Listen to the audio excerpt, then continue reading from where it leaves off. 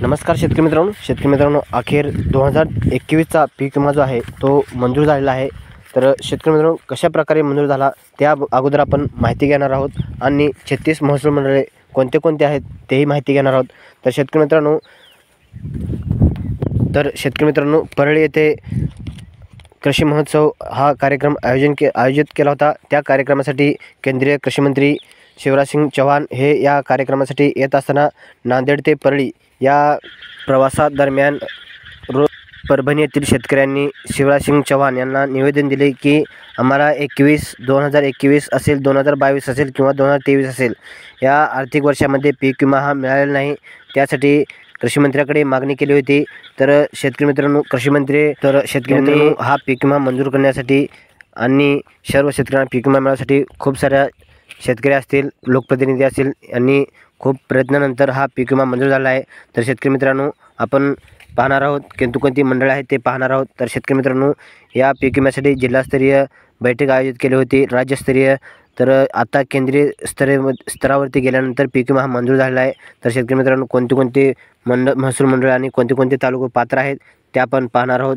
तर शेतकरी मित्रांनो, 6 तालुक्यामधून 36 महसूल मंडळ हे पात्र झाले आहेत।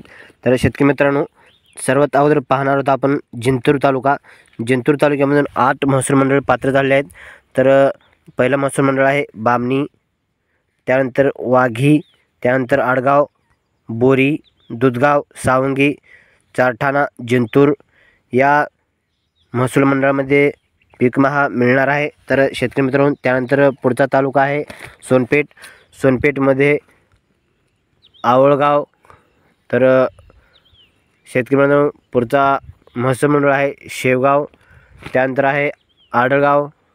तर शेतकरी मित्रांनो, त्यानंतर आहे परभणी तालुका।